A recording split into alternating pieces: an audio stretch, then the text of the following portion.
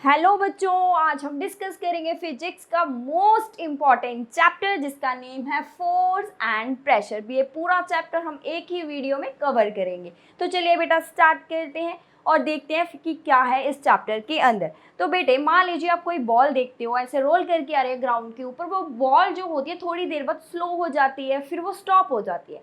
ठीक है, वो स्टॉप क्यों हुई? ठीक है, ऐसे कौन सा उसके ऊपर मैजिक हुआ कि वो चलते चलते जा रही थी बिना ही किसी के रोके वो अपने आप रुक जाती है। मीन्स उसके ऊपर कोई ना कोई फोर्स लग रही है, ठीक है, जिस वजह से वो रुक गई।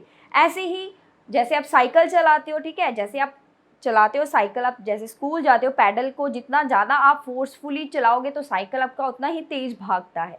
तो ऐसे बहुत सारे एक्शन हैं जो हम करते हैं। जैसे आप शॉपिंग करने जाते हो, वो आपके पास होती है ना ट्रॉली, जिसके अंदर आप डालते हो सारा ग्रॉसरी का सामान। ग्रॉसरी मॉल जाते हो जब आप लेने, तो आप उस ट्रॉली को जैसे पुश करते हो उसके अंदर फिर आप जो भी आपको चाहिए आप डाल लेते हो, तो वो ट्रॉली भी मूव करती जाती है। आप उसके ऊपर एक फोर्स लगा रहे हो।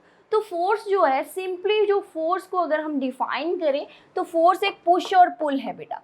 फोर्स इज ए पुश और पुल, कुछ भी नहीं है। फोर्स को बहुत ज़्यादा लंबा चौड़ा कुछ नहीं। अगर हम किसी के ऊपर फोर्स लगा रहे हैं तो फोर्स हम दो तरीकों से लगाते हैं, जब पुश करते हैं या फिर उस चीज़ को पुल करते हैं। ठीक है, जैसे ही ट्रॉली का एग्जांपल हम ले रहे थे, ऐसे आपकी जो ट्रॉली होती है शॉपिंग वाली, ठीक है, तो ऐसे ही आप उसको इधर से पकड़ते हो तो फिर यहाँ से इसे पकड़ते हो तो ऐसे आप उधर को वो जारी होती है। तो पुश करते हो, ऐसे धक्का लगाते हैं हम उसको। पुश होता है जब कोई भी बॉडी जो है वो आपकी जो बॉडी है, कोई भी ऑब्जेक्ट है। पुश हम कैसे बोलते हैं? पुश और पुल में कंफ्यूज हो जाता है, पता नहीं चलता पुश क्या है पुल क्या है। ऐसे बहुत सारे डोर्स के ऊपर पुश और पुल लिखा होता है, कंफ्यूज हो जाते हैं कि पुश क्या है भाई, पुल क्या है, बहुत छोटा सा है। तो यहाँ पे पुश और पुल को हम कैसे देख सकते हैं? अगर आपको पुश को देखना है तो क्या होता है, ए फोर्स है, ये वो वाली फोर्स है, a force to move an object away from our body. ये वो वाली फोर्स है जिस वजह से कोई ऑब्जेक्ट हमारी बॉडी से दूर जाता है, हम उसको धक्का देते हैं कि परे हो जा, ठीक है, उसको हम दूर कर लेते हैं, तो क्या हो जाता है, वो होता है पुश। पुल क्या होगा? पुल इसका अपोजिट होगा। पुल एक फोर्स है, a force to move an object towards our body. हमारी बॉडी की तरफ अगर हम किसी चीज़ को खींचते हैं, ऐसे जैसे डोर को अपनी तरफ हमने खींचा, हमारी तरफ वो चीज़ आएगी। पुल क्या होता है? पुल होता है खींचना, ठीक है, ऐसे हम किसी चीज़ को ऐसे खींचते हैं, ठीक है, वो होता है पुल। पुश होता है जब हम उस चीज़ को परे करते हैं हमारी बॉडी से, जब वो चीज़ दूर जाती है तो वो पुश होता है। जब वो बॉडी हमारे पास आ रही है, कोई ऑब्जेक्ट हमारे पास आ रहा है, हम उसको ऐसे खींच रहे हैं, तो वो पुल होता है। पुश और पुल जहाँ पे भी लग रहा है, ठीक है, बहुत सारे एक्शन है जो पुश और पुल से होते हैं। जैसे कि मान लीजिए आप कोई लकड़ी है उसको काट रहे हो, वो होती है ना दातर सी जिससे आप काटते हो, आरी जिसे हम बोल देते हैं। तो आप देखो कि ऐसे कोई लकड़ी पड़ी है, ठीक है, तो लकड़ी है उसके ऊपर वो चल रहा है, दांत सा ऐसा होता है ना, जिसको इधर से ऐसे हैंडल किसी ने इधर से पकड़ा है, एक उधर से पकड़ा है। तो इधर से जैसे ही वो इधर को मूव करेगा तो हमारी बॉडी से वो कहाँ कहाँ पे जा रहा है, वो अवे जा रहा है, जो भी ये डिवाइस है। ऐसे पहले उधर जाएगा, फिर हम उसको ऐसे खींचते हैं हमारी तरफ, पुश करते हैं पहले, फिर पुल करते हैं, तो ऐसे ही ये लकड़ी जो होगी वो कट जाएगी। ठीक है, ऐसे बहुत सारे एक्शन होते हैं बेटा जो फोर्स से होते हैं। जैसे कि हम पानी निकालते हैं वेल के अंदर से, बकेट भर के ऐसे पानी को खींचते हैं, है ना, तो वो भी एक एक्शन है। तो वो सारा ही क्या है बेटा, वो फोर्स लग रही है, हम फोर्स अप्लाई कर रहे हैं चीज़ों के ऊपर, किस फॉर्म में, या पुश की फॉर्म में या फिर पुल की फॉर्म में। तो ये था फोर्स क्या होता है। उसके बाद जो फोर्स है ये कब अप्लाई हो सकती है? फोर्स अप्लाई करने के लिए दो चीज़ों का होना बहुत ज़रूरी है। एक चीज़ है वो अकेले नहीं फोर्स को हम दिखा सकते, तो फोर्स हम किसी ऑब्जेक्ट के ऊपर ही लगाएंगे ना, ठीक है। फोर्स जो है लगाने के लिए हमें एक दूसरा ऑब्जेक्ट चाहिए होता है, मीन्स टू ऑब्जेक्ट का होना ज़रूरी होता है, और दोनों ऑब्जेक्ट के अंदर इंट्रैक्शन का होना बहुत ज़रूरी है। तो force is due to interaction, ये बहुत ही इंपॉर्टेंट है, इसमें बच्चे समझ नहीं पाते। अभी मैं आपको बताती हूँ, फोर्स ड्यू टू इंटरैक्शन का क्या मतलब है। मीन्स इंटरेक्शन मीन्स दो चीज़ें होनी चाहिए, टू ऑब्जेक्ट जो हैं, ठीक है, उनके बीच में क्या होना चाहिए, इंटरेक्शन होना चाहिए। इंटरेक्शन जो है ये फिजिकल हो सकता है, उसको हम टच करके भी फोर्स अप्लाई कर सकते हैं। बहुत सारी ऐसी फोर्सेस होती हैं जो क्या होती हैं, नॉन कॉन्टैक्ट फोर्सेस होती हैं, जो बिना टच करे भी अप्लाई होती हैं, वो हम देखेंगे इसी चैप्टर के अंदर। तो वो इंटरेक्शन है। इंटरेक्शन दो तरीक़ों से हो सकती है, एक फिजिकल इंटरेक्शन होती है, मीन्स कॉन्टैक्ट फोर्स में आ जाएगा ये, और दूसरा होता है नॉन फिजिकल या फिर नॉन कॉन्टैक्ट फोर्स। दो तरीके से क्या हो सकती है, इंटरेक्शन हो सकती है। इंटरेक्शन का ये मतलब नहीं है कि दोनों का क्या है, कांटेक्ट होना जरूरी है, थोड़ा कांटेक्ट नहीं भी होगा तो भी फोर्स लगती है। तो इंटरेक्शन वर्ड का मीनिंग फिजिकल टच नहीं होता है, क्लियर, अकेला फिजिकल टच नहीं होता है, इसका मीनिंग और भी है, तो अभी हम देखेंगे।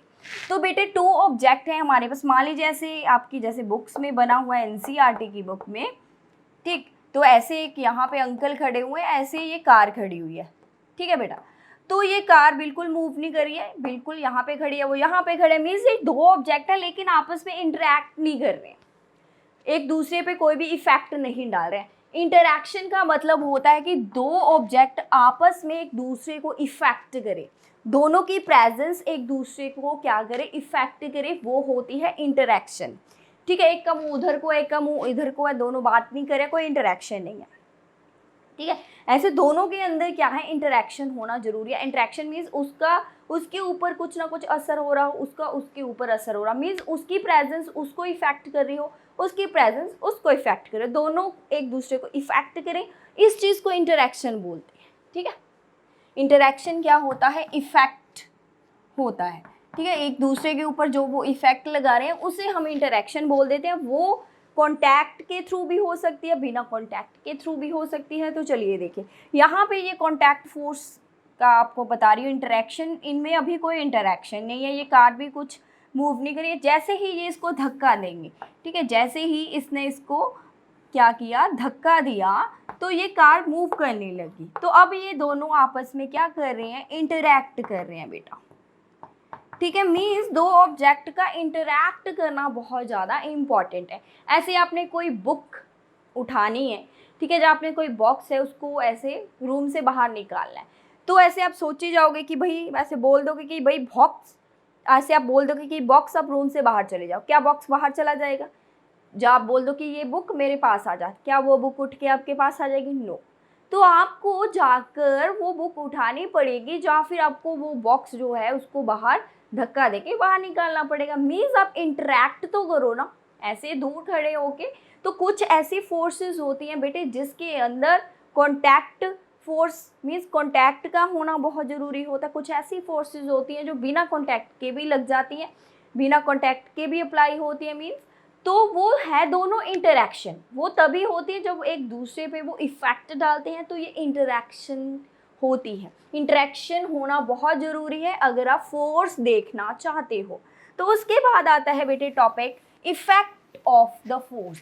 फोर्स जब लगती है किसी भी ऑब्जेक्ट के ऊपर तो इफ़ेक्ट क्या होता है, वहाँ पे होता क्या है, क्या कुछ वहाँ पे होगा। तो फोर्स बहुत सारे इफ़ेक्ट दिखा सकती है हमें, ठीक है। Effect due to force, force के द्वारा कौन कौन सी चीज़ें हो सकती हैं। एक तो फोर्स जो है, फोर्स कैन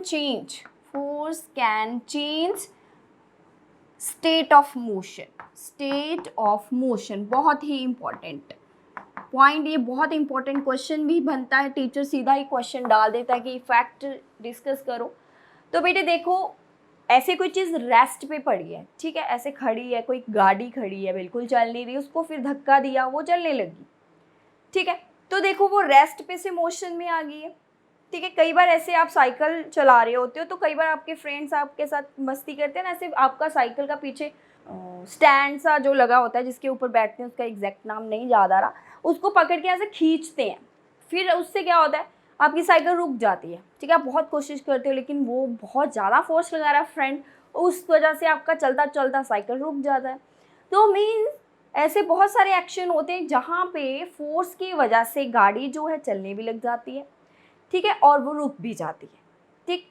तो क्या है यहाँ पे स्टेट ऑफ मोशन चेंज होता है, state of motion rest to motion भी चीज़ चली जाती है, पहले रुकी हुई थी फिर चलने लगी, या फिर वो पहले मोशन में थी, मोशन में से वो रेस्ट में भी जा सकती है, दोनों ही एक्शन हो सकते हैं ड्यू टू फोर्स। ठीक है, ये फोर्स की वजह से होता है। उसके बाद है force can change the direction, force can change the direction, can change the direction. Force जो है ये डायरेक्शन भी चेंज कर रही है। कहाँ पे, जैसे क्रिकेट आप देखते हो, उधर से बॉल आ रही थी, इधर बैट्समैन खड़े ऐसे हिट किया, इधर से बॉल आ रही थी, पहले बॉल की डायरेक्शन ये थी, इधर से बॉल आ रही है, ठीक है, यहाँ पे हिट की तो बॉल इधर को चली गई, ठीक है, तो बॉल जो है उधर को चली गई, मीन्स इधर से आ रही थी अब उधर को चली गई, ऐसे पीछे नहीं गई। तो ये क्या हुआ, जैसे ही बैट्समैन ने बॉल को हिट किया, मीन्स उसके ऊपर फोर्स लगाई, तो उस बॉल की डायरेक्शन चेंज हो गई। ठीक है, तो फोर्स से हम क्या कर सकते हैं, ऑब्जेक्ट्स की डायरेक्शन को भी चेंज कर सकते हैं। उसके बाद जो फोर्स होती है बेटी, ये स्पीड को भी चेंज कर सकते हैं, force can change the speed. ठीक है, कोई चीज़ बहुत स्लो है उसको ये क्या कर सकती है, फास्ट कर सकती है। ऐसे कोई बॉल है बहुत स्लो है, ऐसे आप कई बार, जैसे आप वो खेलते हो फुटबॉल, बॉल आ रही है, ऐसे फुट से आप मारते हो उसको किक, तो कितनी फास्ट वो भाग जाती है ना। तो ऐसे ही जैसे हॉकी खेलते हैं, ऐसे वो हॉकी से वो करते हैं, ठीक है, बॉल को इधर उधर लेकर जाते हैं, वो सारा क्या हो रहा है कि वो स्पीड मूव करते हैं बॉल को फास्टली, इधर से उधर, उधर से इधर, यहाँ पे बॉल की डायरेक्शन भी चेंज करते हैं और स्पीड भी चेंज होती है। फोर्स से स्पीड चेंज हो सकती है। ऐसे आप साइकिल चला रहे हो, पहले बड़ा स्लो चला रहे थे, फिर आपका मन किया कि नहीं मैंने तो मैच देखना था, फिर आपने फटाफट से पैडल को फोर्सफुली चलाया तो आपका साइकिल बहुत तेज़ भागने लग गया। तो मीन्स फोर्स लगाने से स्पीड भी चेंज होती है, आप स्लो भी कर सकते हो किसी चीज़ को और फास्ट भी कर सकते हो। क्लियर है बेटा। और फोर्स से क्या हो सकता है, force can change the shape, yes, force can change the shape. Force से शेप भी चेंज होती है चीज़ों की। जैसे मम्मा सुबह सुबह परांठियाँ बनाते हैं, डो लेते हैं, राउंड करते हैं, फिर उसको ऐसे वो जो होता है रोलिंग वाला, ठीक है, जो चपाती रोलर होता है जिससे चपाती ऐसे मम्मा करते हैं रोल, उससे फिर डिफरेंट डिफरेंट शेप बनाते हैं, कई बार राउंड बना लेते हैं, स्क्वायर, ट्राइंगल शेप में, ऐसे मीन्स फोर्स लगाते हैं ना, पहले फोर्स हैंड से फोर्स अप्लाई करते हैं, फिर वो शेप को चेंज करते हैं। ठीक है, तो ऐसे बेटा जो फोर्स है ना, इससे क्या होता है, ये बहुत सारे इफ़ेक्ट हमें देखने को मिल सकते हैं चीज़ों के अंदर जब किसी चीज़ के ऊपर फोर्स लगती है। अब हम देखेंगे और जानेंगे फोर्स के बारे में, एक्सप्लोरिंग फोर्स, फोर्स को और देखेंगे कि भाई फोर्स जो है इसके अंदर और क्या क्या है। ठीक है, नेक्स्ट टॉपिक जो आपकी बुक्स में है, एक्सप्लोरिंग फोर्स का मतलब है कि फोर्स को और ज़्यादा देखो खोल के, कि भाई फोर्स को ज़्यादा आपने बताना है, इसको एक्सपैंड करके कि क्या है फोर्स। तो बेटा जो फोर्स होती है इसके पास दो चीज़ें होती है, एक तो मैग्नीट्यूड, दूसरा है डायरेक्शन। ठीक है, तो फोर्स हम किसी डायरेक्शन में ही लगाते हैं। ठीक है, जैसे कोई बॉक्स है, ठीक है, ये बॉक्स है, इसको हमने इधर मूव करना है, यहाँ से इस बॉक्स को हमने यहाँ लेकर आना है, तो हम इधर से उसको धक्का देंगे। ठीक है, तो आपने इधर से उसको धक्का दिया तो ये इधर चला गया, मीन्स एक डायरेक्शन है हमारे पास। ठीक है, फोर्स जो होता है ये डायरेक्शन में ही लगता है, किस डायरेक्शन में हमने उस चीज़ को मूव कराना है तो उसी डायरेक्शन में हम फोर्स लगाते हैं। तो डायरेक्शन का मीन पता चल गया, जो फोर्स है किसी डायरेक्शन में ही अप्लाई होता है। उसके बाद आ जाएगा मैग्नीट्यूड। क्या होता है, मैग्नीट्यूड होता है भाई कितनी फोर्स लग रही है उसके ऊपर। ठीक है, जैसे आप जाते हो ग्रॉसरी मॉल में, वो ट्रॉली को आप पहले बहुत स्लो चला रहे थे, बिल्कुल चल रही थी बड़े आराम से, अभी खाली थी, एम्प्टी थी, जैसे हमने उसके अंदर बहुत सारा सामान खरीद लिया, भर ली उसको, फिर आपको नॉर्मली नहीं, फिर वहाँ पे आपको थोड़ा फोर्स लगाना पड़ता है, थोड़ा और ज़्यादा फोर्स लगाना पड़ता है उसको मूव करने के लिए, है ना बेटा। तो भाई मैग्नीट्यूड होता है अमाउंट ऑफ फोर्स, इसको अगर हम सीधा समझे कितनी ज़्यादा फोर्स लग रही है, अमाउंट ऑफ फोर्स क्या होता है, स्ट्रेंथ कितनी है फोर्स की, स्ट्रेंथ ऑफ फोर्स, कितनी ज़्यादा फोर्स लग रही है वो होता है मैग्नीट्यूड। क्लियर।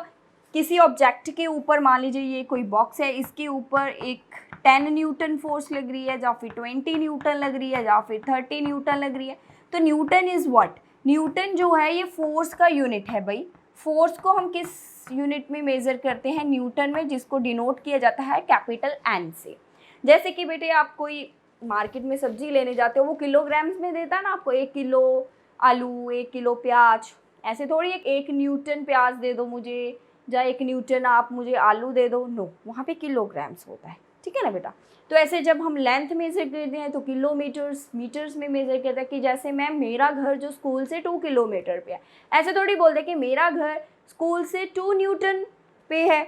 न्यूटन जो है ये फोर्स का है, ऐसे बेटा जो फोर्स है इसको किलोग्राम्स और किलोमीटर में नहीं मेज़र कर सकते, कि इसके ऊपर भाई 10 किलो फोर्स लग रही है, या इसके ऊपर 10 किलोमीटर फोर्स लग रही है, नो। फोर्स का एक अलग यूनिट है उसका न्यूटन, ठीक है, इसको न्यूटन में मेज़र करते हैं। जैसे इसके ऊपर 10 न्यूटन फोर्स लग रही है, 20 लग रही है, 30 लग रही है, तो न्यूटन के अंदर, ठीक है, एन के अंदर इसको हम मेज़र करते हैं। तो ये भी आपको पता होना चाहिए, टीचर डाल देता है 1 नंबर में कि what is the unit, SI unit of the force, वो है न्यूटन। क्लियर है बेटा। तो चलिए मैग्नीट्यूड क्या है, यही मैग्नीट्यूड है। यहाँ पे सबसे ज़्यादा मैग्नीट्यूड किधर है, 30 में, 30 ज़्यादा है, स्ट्रेंथ ज़्यादा है यहाँ पे फोर्स की, तो ये है भाई मैग्नीट्यूड भी, कितनी ज़्यादा फोर्स किसी ऑब्जेक्ट के ऊपर लग रही है।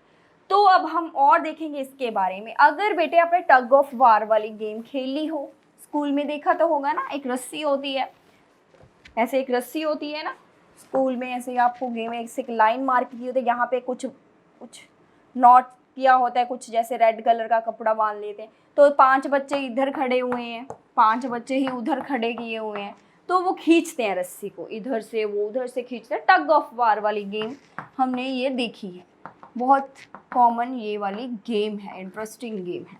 तो कौन जीतेगा, जो ज़्यादा फोर्स लगाएगा। ये वाले बच्चे जो हैं, मान लीजिए ये पहला बच्चा है, ये 5 बच्चे हैं ना, सबकी फोर्स यहाँ पे लिखते हैं, ये 2 न्यूटन फोर्स लगा रहा है, मान लीजिए ये 5 न्यूटन लगा रहा है, ये 3 न्यूटन लगा रहा है, ठीक है, ये भी 5 न्यूटन ही लगा रहा है, मान लीजिए ये 2 न्यूटन लगा रहा है, तो टोटल फोर्स कितनी होगी, प्लस कर दो।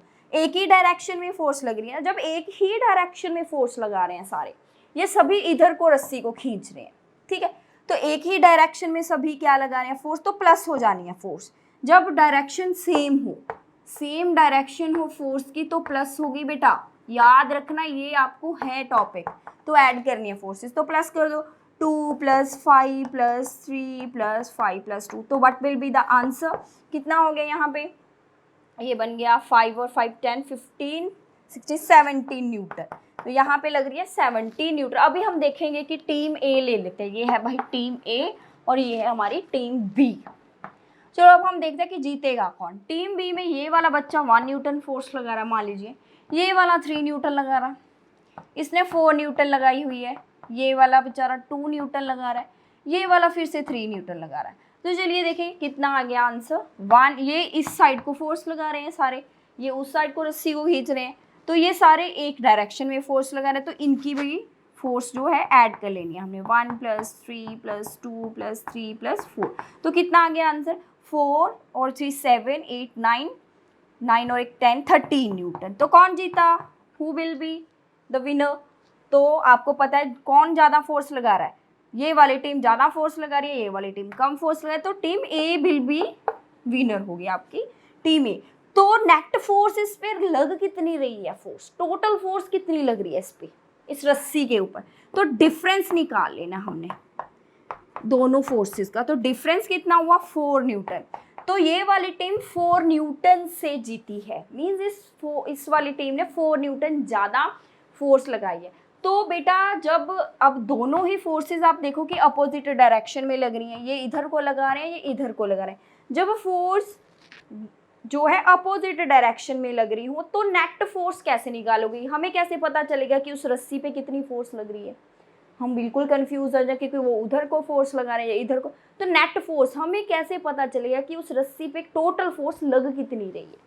तो बेटे उस रस्सी पे टोटल फोर्स सिर्फ 4 न्यूटन ही लग रही है, क्लियर। तो जब अपोजिट डायरेक्शन में फोर्सेस लग रही हो तो डिफरेंस करके निकालना है। जब मान लीजिए ये कोई बॉक्स है, इसको सिर्फ इसी डायरेक्शन में फोर्स लग रही है, यहाँ पे इसको 3 बंदे ऐसे धक्का दे रहे हैं उस बॉक्स को, एक बंदे ने 5 न्यूटन लगाई, दूसरे ने 2 न्यूटन लगाई और तीसरे ने 3 न्यूटन लगाई, तो टोटल कितनी फोर्स हो गई, 10 न्यूटन फोर्स, ठीक है। तो दोनों की ऐड हो गई, मीन्स इस बॉक्स के ऊपर टोटल 10 न्यूटन फोर्स है, क्योंकि अपोजिट डायरेक्शन में तो कोई फोर्स लग नहीं रहा, सारी फोर्स एक ही डायरेक्शन में लग रही है, तो जितनी भी फोर्स है वो इसके ऊपर लग रही है। लेकिन यहाँ पे केस थोड़ा अलग है, यहाँ पे इधर को भी फोर्स लग रही थी, उधर को भी, तो 17 में से 13 तो उधर से भी लग रही है, 13 इसमें से निकाल देंगे, कैंसिल हो जाएगी एक दूसरे से, तो जो बचेगी वो इसके ऊपर लग रही है फोर्स। क्लियर है बेटा? तो ऐसे होता है हमारे पास कि कैसे हम नेट फोर्स निकाल सकते हैं। उसके बाद है हमारे पास type of the force. Type of force, हमारे पास फोर्सेस की कौन कौन सी टाइप्स है? टाइप्स ऑफ फोर्स बहुत ही इंपॉर्टेंट। सबसे पहले आ जाता है कॉन्टैक्ट फोर्स और दूसरा है नॉन कॉन्टैक्ट फोर्स। तो बेटे कॉन्टैक्ट फोर्स कब लगती है? जब दो ऑब्जेक्ट एक दूसरे के कॉन्टैक्ट में है, ये फोर्स तब लगेगी। जैसे मान लीजिए आपने कोई बकेट उठानी है, बकेट उठानी है मीन्स बकेट ऐसे तो नहीं उठेगी, आप उसको पकड़ोगे फिर ही उठाओगे ना, है ना बेटा? तो मीन्स आपके हैंड और बकेट के बीच में कॉन्टैक्ट होना चाहिए, तभी वो बकेट चलेगी, मूव करेगी, तभी हम उसके ऊपर फोर्स लगाएंगे। तो ये वाली फोर्स होती है कॉन्टैक्ट फोर्स। तो मस्कुलर फोर्स, जब हम हमारी मसल्स की हेल्प से कोई काम करते हैं तो वो कॉन्टैक्ट फोर्स होती है। तो मस्कुलर फोर्स इसके अंदर आ जाता है मसल्स की हेल्प से। जैसे हम कोई बुक उठाते हैं, ठीक है, बुक को उठाने के लिए भी क्या चाहिए, हमें मसल्स को हम यूज़ करते हैं, हमारी मस्कुलर फोर्स लगती है और मस्कुलर फोर्स उस बुक के कॉन्टैक्ट में आनी चाहिए, ठीक है बेटा। उसके बाद इसके अंदर आता है फ्रिक्शन। यस, फ्रिक्शन क्या है? फ्रिक्शन एक अपोजिंग फोर्स होती है बेटा, opposing force applied by surface, ठीक है। क्या मतलब है? ये कोई सरफेस है, ठीक है, इस सरफेस के ऊपर ये वाला, इस वो हम बॉल वाला केस लेते हैं, ये बॉल आ रही है रोल करते हुए, ये बॉल जा रही थी, यहाँ पे जाके ये बॉल रुक जाती है, मीन्स ये बॉल इधर को मूव कर रही है, ठीक है, ये बॉल जा रही है, अपने आप रुक कैसे जाती है? फ्रिक्शन की वजह से। बेटा जो ये सरफेस है ना, वो हमेशा ही अपोजिट डायरेक्शन में अप्लाई होती है। सरफेस जो है, जो ये इसके ऊपर स्लाइड कर रहा है, कोई भी ऑब्जेक्ट है, ये उसके ऊपर लगती है और सरफेस इस फोर्स को लगाता है और अपोजिट डायरेक्शन में लगाता है, ठीक है। तो जिस वजह से ये बॉल चलते चलते रुक जाती है, क्योंकि ये फोर्स इधर को लग रही थी, लेकिन इसको रोकने के लिए अपोजिट डायरेक्शन में ये सरफेस उसके ऊपर फोर्स लगा रही थी। ऐसे ही अगर आपका जो सरफेस है बहुत ज़्यादा रफ हो, जैसे कि रेत के अंदर अगर आप बॉल को ऐसे रोल करो तो बहुत जल्दी रुक जाता है, क्योंकि जो रेत होता है वो बहुत ज़्यादा रफ होता है। जितना ज़्यादा रफ होगा सरफेस, उसके अंदर फ्रिक्शन ज़्यादा होगा। क्लियर? ऐसे आपके शूज़ फट जाते हैं ना नीचे से, जैसे चलते चलते फिर ये लेते हैं, क्यों? क्योंकि रोड जो होते हैं रफ होते हैं नीचे, तो आपके जो शूज़ हैं, आप तो आगे को चलते हो लेकिन सरफेस आपको अपोजिट डायरेक्शन में फोर्स लगाता है, जिस वजह से आपके जो वो शूज़ नीचे से फट जाते हैं, घस जाते हैं।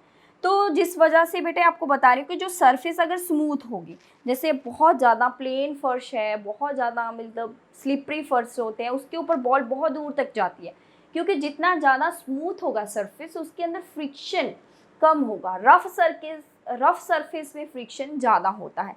फ्रिक्शन है क्या चीज़ है? एक अपोजिंग फोर्स है जो मूविंग चीज़ों की डायरेक्शन से अपोजिट डायरेक्शन में लगता है और सरफेस उस पर लगाता है। क्लियर है? ये फ्रिक्शन होता है। फ्रिक्शन तभी लग सकता है अगर वो ऑब्जेक्ट सरफेस के कांटेक्ट में हो। क्लियर?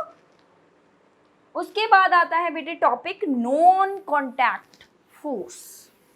नॉन कांटेक्ट फोर्सेस कौन कौन से हैं हमारे पास? नॉन कांटेक्ट फोर्सेस हैं बेटा मैग्नेटिक फोर्स, उसके बाद है इलेक्ट्रोस्टैटिक फोर्स, और तीसरा है हमारे पास ग्रेविटेशनल फोर्स। तो इन तीनों फोर्सेस में जो ऑब्जेक्ट हैं उनके बीच में कांटेक्ट होना ज़रूरी नहीं है, वो बिना कांटेक्ट से भी एक दूसरे को इफ़ेक्ट करती हैं। मीन्स चाहे उनके अंदर कांटेक्ट नहीं है, फिर भी वो एक दूसरे पे इफ़ेक्ट डालती है, एक दूसरे से वो इंटरेक्ट करते हैं। तो चलिए देखें मैग्नेटिक फोर्स में क्या है। जैसे कि बेटे टू मैग्नेट्स होती हैं, नॉर्थ साउथ पोल होते हैं ना मैग्नेट्स के, ऐसे ही हमारे पास टू मैग्नेट है। जब वो एक दूसरे के पास आते हैं अपोजिट पोल, तो वो एक दूसरे को दूर से कैसे खींच नहीं लेता। आप देखोगे कि ऐसे आप लेकर ही आ रहे थे, एकदम से ऐसे खींच लेता है। मीन्स अभी वो कॉन्टैक्ट में आए भी नहीं थे, लेकिन दूर से ही उन्होंने एक दूसरे पे क्या किया, इफेक्ट डाला।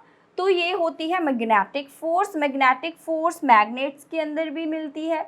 अपोजिट पोल जो होते हैं वो अट्रैक्ट करते हैं, सेम पोल जो होंगे वो एक दूसरे को रिपेल करेंगे, ये याद रखना आपने। तो ये एक दूसरे को पीछे को धक्का लगाएंगे, पुश और पुल यहाँ पे भी देखने को मिलेगा आपको। ऐसे ही जो बेटा मैग्नेटिक फोर्स है ये अकेला मैग्नेट में नहीं ही, ये अकेला, तो जो बेटा मैग्नेटिक फोर्स है ये अकेला मैग्नेट्स में ही नहीं दिखता। जैसे कि कोई करंट कैरिंग कॉइल होती है, किसी वायर के अंदर करंट है, तो वो वायर भी एक मैग्नेटिक फोर्स अप्लाई करती है ऑब्जेक्ट्स के ऊपर। जैसे इसके पास हम कोई आयरन लेकर आएंगे, ठीक है, जब कोई भी मैग्नेटिक मटेरियल लेकर आएंगे इस वायर के पास, तो ये वाला जो वायर है उस मटेरियल के ऊपर मैग्नेट जैसा इफेक्ट दिखाएगा। ठीक, करंट कैरिंग जो कॉइल होती है वो भी मैग्नेटिक इफेक्ट शो करती है। ठीक है बेटा, कैरिंग कॉइल। उसके बाद आता है इलेक्ट्रोस्टैटिक फोर्स। इलेक्ट्रोस्टैटिक फोर्स होता है कोई चार्ज्ड बॉडी है हमारे पास, वो चार्ज्ड बॉडी जो है दूसरी चार्ज्ड बॉडी या फिर अनचार्ज्ड बॉडी के ऊपर इफेक्ट डालती है। अनचार्ज्ड, चाहे आपके पास दूसरी बॉडी चार्ज्ड हो चाहे अनचार्ज्ड हो, ये उसको इफेक्ट करेगी। जैसे कई बार छोटे बच्चे एक करते हैं ना एक्टिविटी, ऐसे स्केल को ऐसे रब करते हैं हेयर पे, फिर वो छोटे छोटे पेपर के टुकड़े होते हैं उसको स्केल से ऐसे उठाते हैं, तो आप देखो कि दूर से ही वो स्केल उनको खींचता है। तो मीन्स उसके अंदर चार्ज आ गया, जो आपका स्केल है ना ऐसे रब किया उसके अंदर चार्ज आ गया, तो कागज़ तो अनचार्ज थे, उसने उसको फिर भी खींचा। तो ऐसे बेटे जो हमारे पास इलेक्ट्रोस्टैटिक फोर्स है इसके अंदर अट्रैक्शन रिपल्शन दोनों ही हो सकते हैं। जैसे मैग्नेट के अंदर यहाँ पे अट्रैक्शन था, ठीक है, यहाँ पे रिपल्शन था, तो ऐसे ही सेम इलेक्ट्रोस्टैटिक फोर्स में भी रिपल्शन और अट्रैक्शन हो सकता है। अगर हमारे पास कैसा केस हो अभी बताती हूँ। अगर सेम चार्जेस हैं, प्लस प्लस हैं तो रिपेल होंगे, माइनस माइनस है तो रिपेल होंगे। अगर प्लस और माइनस आपस में कॉन्टैक्ट में आ रहे हैं तो अट्रैक्ट होंगे। ठीक है, मान लीजिए यहाँ पे इस बॉडी के ऊपर प्लस चार्ज है, इसके ऊपर भी प्लस चार्ज है, ये एक दूसरे को रिपेल करेंगी। क्लियर। अनचार्ज बॉडी जो होती है उसके अंदर plus plus minus minus minus minus सब होता है। ठीक है, तो ये डिपेंड करता है कि जो चार्ज्ड बॉडी है इसके ऊपर कौन सा चार्ज है। मान लीजिए अगर इस पर पॉजिटिव है तो मान लीजिए ये अनचार्ज बॉडी है, इसका सारा नेगेटिव चार्ज इधर खींचा चला आएगा और पॉजिटिव उस साइड रिपेल हो जाएगा। तो ऐसे सेपरेशन हो जाएगी चार्जेस की, तो जिस वजह से ये इसको अट्रैक्ट करेगा। ठीक है बेटा, समझ आ गया कि अनचार्ज बॉडी क्यों अट्रैक्ट हो जाती है। क्योंकि बेटे हर एक चीज़ के अंदर चार्ज है, पॉजिटिव नेगेटिव, क्योंकि हर एक चीज़ एटम से बनी हुई है, हर एक चीज़ के अंदर पॉजिटिव नेगेटिव है। तो ये डिपेंड करता है कि उसके कॉन्टैक्ट में कैसा बॉडी आ रहा है। अगर यहाँ पे नेगेटिव चार्ज्ड बॉडी है तो क्या होगा, तो पॉजिटिव वाला इधर कलेक्ट हो जाएगा सारा चार्ज और नेगेटिव वाला इससे दूर भाग जाएगा, क्योंकि सेम चार्जेस जो होते हैं वो रिपेल करते हैं एक दूसरे को। तो ऐसे ही होती है इलेक्ट्रोस्टैटिक फोर्स, जो दूर से ही इफेक्ट डालना शुरू कर देते हैं, एग्जैक्ट उनके पास आना ज़रूरी नहीं होता है। उसके बाद आती है ग्रेविटेशनल फोर्स। ये तो आपको बहुत अच्छे से पता है, एक होता है बेटे ग्रेविटी, एक होता है ग्रेविटेशनल। दोनों में थोड़ा सा फ़र्क है, ज़्यादा नहीं है, बिल्कुल थोड़ा सा, ये बिल्कुल सेम भी नहीं है। ग्रेविटी वर्ड हम यूज़ करते हैं जब अर्थ आ जाती है हमारे पास। ठीक है, मान लीजिए अर्थ है, अर्थ जब चीज़ों को अपनी तरफ खींचती है, जैसे कि हम ये चौक ही मैंने ऊपर को गिरा फिर नीचे आ रहा है, ये चौक हम ऊपर को गिरे नीचे आ रहा है, मैं नहीं उसको बुला रही फिर भी वो आ ही जा रहा है, मीन्स इसको अर्थ खींच रही है। इस चौक के बीच, इस चौक के ऊपर अर्थ का जो फोर्स लग रहा है, ये अर्थ उठ के तो नहीं आई थी यहाँ पे लगाने, कितनी दूर से वो उसको खींच रही है। ये तो हवा में उड़ गया था, कितनी दूर से उसको खींच रही है ना, नॉन कॉन्टैक्ट है मीन्स। तो बेटा यह एक ग्रेविटी है, जब अर्थ किसी चीज़ को अपनी तरफ खींचती है तो वो ग्रेविटी है। सारी ही चीज़ें हम सारे यहाँ पे अर्थ के ऊपर रहते हैं ड्यू टू ग्रेविटी। जहाँ पे ग्रेविटी नहीं होगी तो फिर हम उड़ते फिरेंगे, जैसे स्पेस में ग्रेविटी नहीं ना होती, तो वही चीज़ है। तो उसके बाद ग्रेविटेशनल का क्या वर्ड होता है बेटे? ऐसे ही हमें न्यूटन ने बताया था कि भाई कोई भी टू ऑब्जेक्ट, मैं हूँ आप हो, आप कहीं पे भी पढ़ रहे हो, मुझे नहीं पता ये वीडियो कौन देख रहा है, कहाँ पे बैठ के देख रहा है, आई डोंट नो, मीन्स कोई भी दो ऑब्जेक्ट यूनिवर्स के अंदर, यूनिवर्स में तो कितनी सारी चीज़ें हैं, यूनिवर्स में जितनी भी चीज़ें हैं ये एक दूसरे को क्या करती हैं, अट्रैक्ट करती हैं। मीन्स जब टू ऑब्जेक्ट की बात आ जाती है, दो ऑब्जेक्ट हैं, अर्थ नहीं है, सिर्फ टू ऑब्जेक्ट यूनिवर्स में रहने वाली चीज़ें, जब वो एक दूसरे को अट्रैक्ट करती है तो वो जो फोर्स है ना, वो फोर्स होती है ग्रेविटेशनल। मीन्स वहाँ पे अर्थ का कोई सीन नहीं है, दो ऑब्जेक्ट, टू ऑब्जेक्ट के बीच का जो अट्रैक्शन है वो होता है ग्रेविटेशनल। जितनी चीज़ दूर होगी, बहुत दूर बहुत दूर, मीन्स दूर होने से, डिस्टेंस होने से वो अट्रैक्शन कम होती है, फोर्स कम होती है, जिस वजह से हमें फील नहीं होती। ठीक है, तो उसके बाद बहुत सारे रीज़न है कि आप कहोगे कि मैम हमें तो कोई अट्रैक्शन फील नहीं हो रहा, तो बहुत सारे रीजंस हैं। जैसे ही आप पढ़ोगे 9th क्लास में जाके कि भाई क्यों ये अट्रैक्शन फील नहीं होती, पर अर्थ की अट्रैक्शन फील होती है। अर्थ की जो वैल्यू है ग्रेविटी की 9.8 न्यूटन है, बहुत ज़्यादा फोर्स है, हमें फील होती है कि हम नीचे चले आ रहे हैं, ठीक है, हम नीचे ही जाते हैं, तो वो दिखती है, फील होती है, लेकिन आपस में नहीं फील हो रही। जैसे कि ये चौक और मैं, हम दोनों के बीच में भी एक फोर्स है, वो ग्रेविटेशनल फोर्स है, तो ये हमें फील क्यों नहीं होती? क्योंकि भाई ये चीज़ें जो हो है ना, हमारा जो मास है बहुत ज़्यादा कम है एज़ कम्पेयर टू अर्थ, जिस वजह से, मास की वजह से भी हमें जो ये फोर्स है ये फील नहीं होती। कि अर्थ का मास बहुत ज़्यादा है, अर्थ तो बहुत बड़ी है, इतनी बड़ी अर्थ है, इतना ज़्यादा मास है उसका, ठीक है, जिस वजह से फिर जितना ज़्यादा मास होगा ना उतनी ज़्यादा फोर्स भी होगी। ठीक है, हमारा जो सभी चीज़ें यूनिवर्स में ऑब्जेक्ट है, इनका मास कम होता है, जिस वजह से बेटा इनके अंदर जो फोर्स है ये फील नहीं होती, लेकिन इनके अंदर फोर्स है, ये न्यूटन ने बताया हमें, तो आप जाके हायर क्लासेस में अच्छे से पढ़ना। तो बेटे ये सारी फोर्सेस जो हमने पढ़ी है ये नॉन कॉन्टैक्ट फोर्सेस हैं, जिसके अंदर एग्जैक्ट कॉन्टैक्ट होना कोई ज़रूरी नहीं है, फिर भी ये एक दूसरे पे इफेक्ट डाल रही है। आप देखो कि ये चौक नीचे आ गया, इफेक्ट डाल रही है अर्थ इसके ऊपर, फोर्स लग रही है, इसको खींच रही है, पुल कर रही है अपनी तरफ, पुश और पुल ही तो फोर्स है, बार बार हम इस चीज़ पे फोकस कर रहे हैं। तो बेटा ये था टाइप ऑफ फोर्स। अब हम शुरू करेंगे टॉपिक प्रेशर के बारे में। बिल्कुल थोड़ा सा चैप्टर हमारा रह गया है, बहुत ज़्यादा अभी इसमें समझने वाला कुछ नहीं बचा। प्रेशर वाला टॉपिक बहुत ही इंटरेस्टिंग भी है और बहुत इम्पॉर्टेंट भी है। तो चलिए बेटा प्रेशर को देखते हैं। Pressure is what? प्रेशर होता है फोर्स लग रही है पर यूनिट एरिया। ठीक है, कोई यहाँ पे एक मैं नेल ले रही हूँ, जो नेल होती है जो आप लगाते हो ऐसे फोटो टांगने के लिए, ठीक है, एक ऐसी नेल है, एक ऐसी नेल है। तो कैसी नेल आप खरीदोगे? ये वाली नेल्स अच्छी होती हैं, क्योंकि ये जल्दी आप जैसे लगाई, ऐसे हथौड़े से मारा, एकदम से लग जाएगी वॉल के अंदर। ये वाली नेल लगानी बड़ी मुश्किल हो जाएगी। क्यों? तो बेटे वही चीज़ है। तो कितनी फोर्स लग रही है, ये एरिया देखो, इसका एरिया बहुत कम है, इसका एरिया बहुत ज़्यादा है। तो आप देखो कि जितना ज़्यादा एरिया होगा ना, फोर्स कम हो, सॉरी, जितना ज़्यादा एरिया होगा ना, प्रेशर कम हो जाएगा। इस पे फोर्स लगा रहे हैं हम, हथौड़े से इसको भी मारा, हथौड़े से इसको भी मारा, ठीक है, दोनों को हथौड़े से मारा, उतनी ज़ोर से ही हथौड़ा मारा, लेकिन ये वाली नेल फटाफट से वॉल के अंदर घुस गई, ये वाली नहीं। क्यों? क्योंकि इसका एरिया कम था। एरिया कम होने से जैसे ही इसके ऊपर फोर्स लगी, प्रेशर ज़्यादा पड़ गया, इतने से एरिया पे इतना प्रेशर पड़ गया कि उस प्रेशर की वजह से वो इजीली वॉल के अंदर चली गई। लेकिन ये वाला जो एरिया ज़्यादा था, जितना भी फोर्स आ रहा था तो ये बट गया, इतने एरिया में वो बट गया ना, इतने एरिया में बटने से प्रेशर जो है कम हो गया, जिस वजह से ये वाली नेल जो है ये डिफ़िकल्ट हो जाती है वॉल के अंदर लगाने। तो ऐसे हम सब्जी काटते हैं, जब वो मम्मा नाइफ़ यूज़ करते, चाकू जो होता है कई बार वो बहुत ज़्यादा तीखा नहीं होता, फिर मम्मा उसको तीखा करते हैं, जितना ज़्यादा तीखा चाकू का फटाफट से कटिंग हो जाती है ना।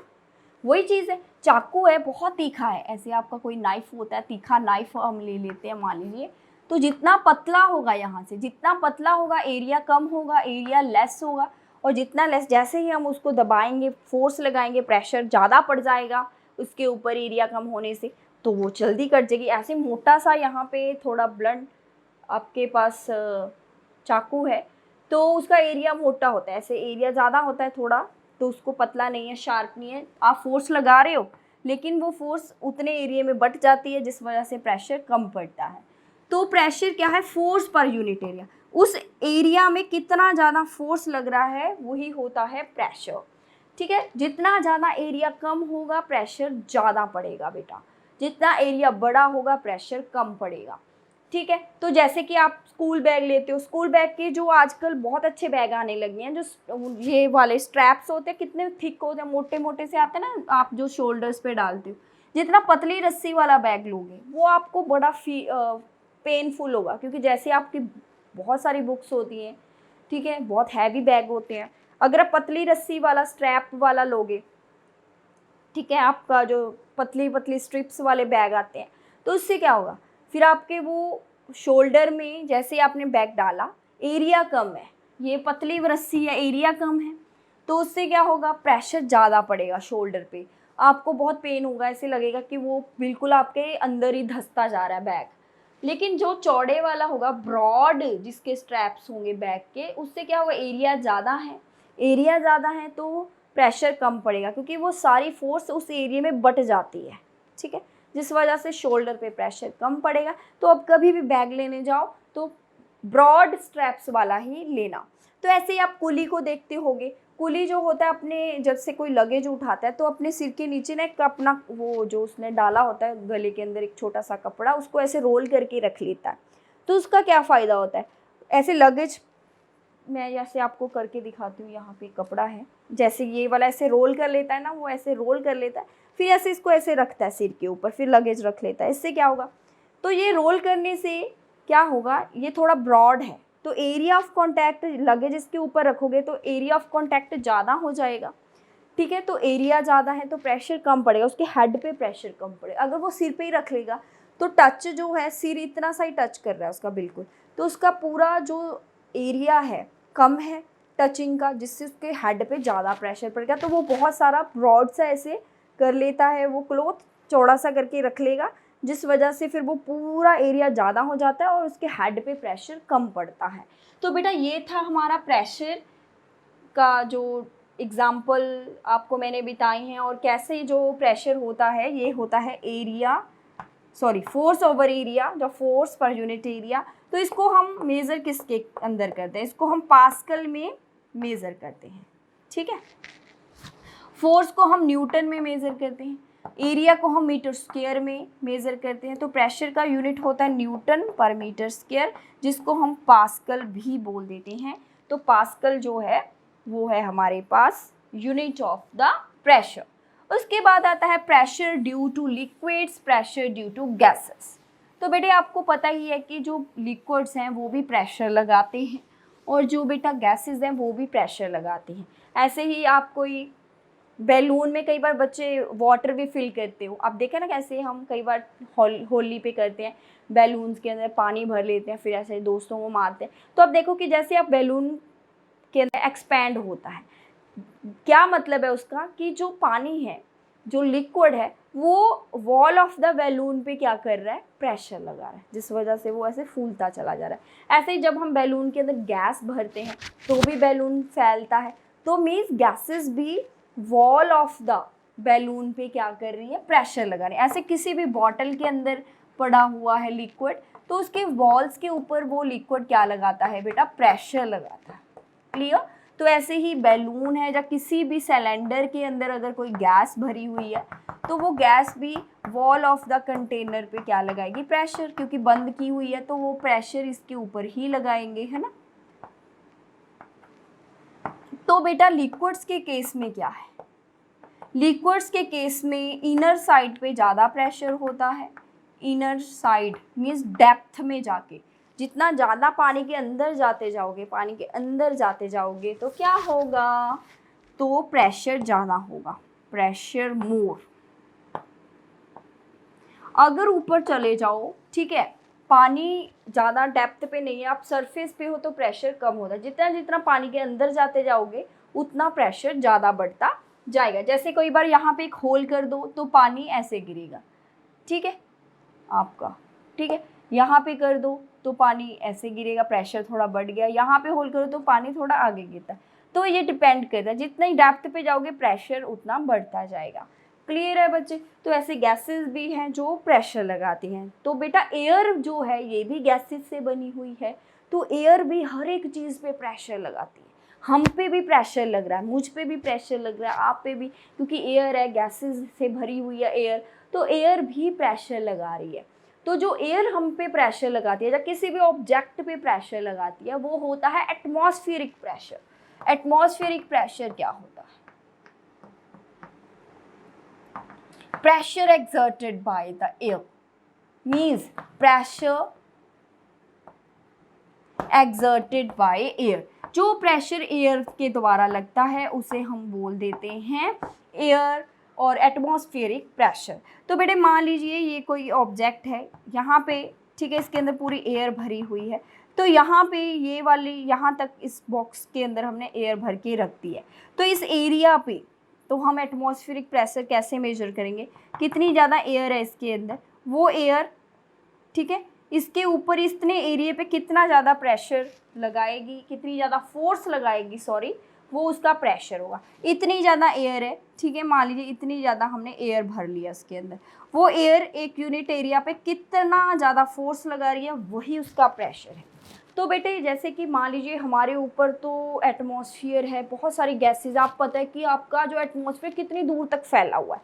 तो अगर हम हमारे हेड से ऐसे देखते जाएं, यहाँ से अपने हेड पे इतनी एयर मेरे इकट्ठी हुई है, मेरे हेड के ऊपर एयर एयर एयर एयर, बहुत दूर तक ऐसे एयर है, फिर भी हम दब नहीं रहे, क्रश नहीं हो रहे, इतनी ज़्यादा एयर है। भाई मेरे सिर के ऊपर प्रेशर लगा रही है, तो इतनी ज़्यादा मेरे सिर के ऊपर फोर्स लग रही है, एयर मेरे ऊपर ऐसे मुझे दबा रही होगी, प्रेशर लग रहा होगा, लेकिन हम क्रश नहीं हो रहे, हम ऐसे दब नहीं रहे। क्यों नहीं हम दब रहे? इसका क्या रीज़न है? क्योंकि भाई हमारी जो बॉडी है ना, हमारी बॉडी के अंदर, हमारे जो बॉडी के अंदर ब्लड है, ठीक है, ऐसे हमारी बॉडी के अंदर बोन्स हैं, मसल्स हैं, ये सारी ही हेल्प करती हैं बैलेंस करने में प्रेशर को, ठीक है। अंदर भी हमारा उतना ही प्रेशर है जितना बाहर है, जिस वजह से हम क्रश नहीं हो रहे, इसलिए हम दब नहीं रहे, ठीक है। अगर हमारी अंदर का प्रेशर और बाहर का प्रेशर डिफरेंस हो जाए, मान लीजिए बाहर बहुत ज़्यादा प्रेशर है, अंदर वो प्रेशर उतना नहीं है, तो फिर हम क्रश हो सकते हैं, ठीक है, हम क्रश हो जाएंगे। अगर बाहर प्रेशर ज़्यादा हो, अंदर कम हो, हमारे अंदर प्रेशर अगर कम है, बाहर ज़्यादा है, तो क्रश हो जाएंगे, ठीक है। पर ऐसा नहीं होता है, हमारी बॉडी जो है ये प्रेशर को बैलेंस करके रखती है, आउटसाइड और इनसाइड जो प्रेशर है ये इक्वल होता है, जिस वजह से हम क्रश नहीं होंगे। तो बेटे ऐसे ही आपने बहुत सारी चीज़ें देखी होगी, जैसे कि वो बच्चों के टॉयज़ होते हैं ना, ऐसे रबड़ सक्कर्स होते हैं, ऐसे चिपक जाते हैं वॉल्स के, ऐसे ऐसे आप लगाते हो एकदम से, ऐसे सक्कर्स होते हैं एकदम से चिपक जाते हैं। तो वो कैसे चिपकते हैं? वो सक्कर के अंदर जो एयर होते हैं, जैसे हम उसको ऐसे चिपकाते हैं बॉल के ऊपर, तो एयर बाहर निकल जाती है सारी उसके अंदर वाली। तो बाहर से जो हवा है उसके ऊपर तो प्रेशर लग रहा है, जिस वजह से बाहर तो एयर उसके ऊपर ऐसे प्रेशर लगा रही है, अंदर उसके कोई प्रेशर है ही नहीं जो उसको बैलेंस करे, जिस वजह से बाहर से इतना प्रेशर लग रहा है तो वो दब जाता है, ठीक है। तो ऐसी और बात एक बताती हूँ इंटरेस्टिंग। फ्रूटी पीते हैं ना हम सारे, फ्रूटी पीते हैं, जब कोई भी जूस आप स्ट्रॉ से पीते हो, ये ऐसे कोई हम फ्रूटी पी रहे हैं, स्ट्रॉ लगी हुई है, तो हम क्या फ्रूटी सक करते हैं? नो, हम एयर सक करते हैं। हमने इसके अंदर जितनी भी एयर थी उसको खींच लिया, सक कर लिया, तो अंदर सारा प्रेशर क्या हो गया? कम हो गया। तो बाहर एयर का प्रेशर बहुत ज़्यादा है, ठीक है, तो जिस वजह से एयर इस लिक्विड के ऊपर प्रेशर लगा रही है, जिस वजह से वो लिक्विड दबता है, दबने की वजह से वो पाइप में चढ़ना शुरू हो जाता है। तो एक्चुअली जो हम पाइप यूज़ करते हैं, हम तो एयर सक कर रहे होते हैं, हम तो एयर को वहाँ से रिमूव कर रहे होते हैं। जैसे हम एयर रिमूव करते हैं तो यहाँ पे जैसे ही उस फ्रूटी के ऊपर एयर का वो क्या लगता है? प्रेशर लगता है, उस प्रेशर की वजह से ये दबता है, और बाहर की तरफ प्रेशर ज़्यादा होने से ये दबता है, जिस वजह से ये पाइप में फ्रूटी जारी शुरू हो जाती है। तो बेटा ये हमारे कुछ एग्जाम्पल्स थे regarding atmospheric pressure, regarding pressure. I hope आपको ये चैप्टर समझ आ गया होगा। Thank you so much.